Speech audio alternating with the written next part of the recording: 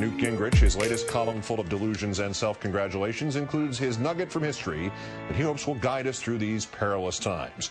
If you go to the National Archives, you will find the words that are fundamental to America written in the Declaration of Independence. We are endowed by our Creator, and this is in quotes, mind you, with certain inalienable rights, among which are life, liberty, and the pursuit of happiness, unquote.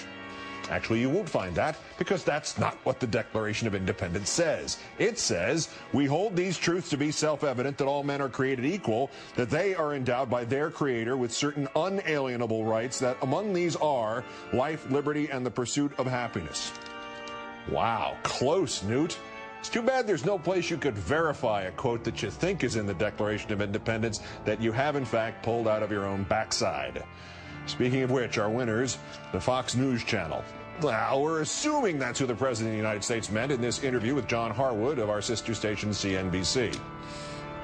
First of all, I've got one television station that is entirely devoted to attacking my administration. And you'd be hard-pressed if you watched the entire day to find a positive story about me on that front.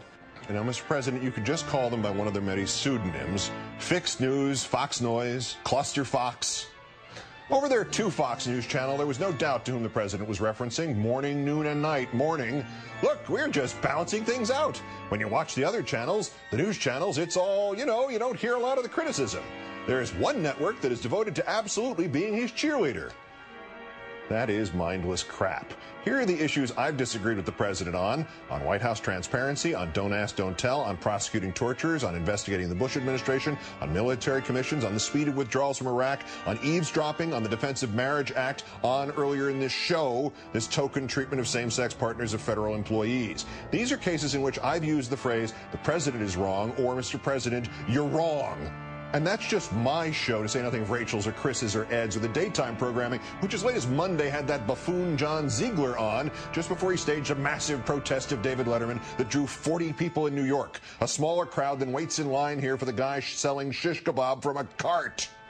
The night response. I don't think the President is afraid of Fox. He is a very smart and tough man, but I do think he holds a grudge. There is a huge Fox audience that he represents, since he is the President of all Americans.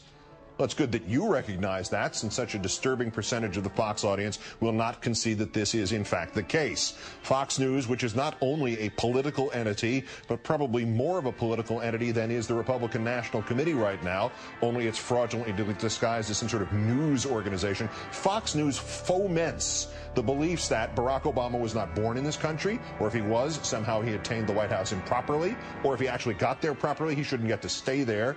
And with ever-increasing irrationality, Fox no longer bothers to separate the legitimate means by which he will someday leave there and the illegitimate ones. It is propaganda and bullying and fear-mongering dressed up to look not merely like news, not merely like the truth, but like the only truth. Maybe that's why Obama would not use the name of the organization.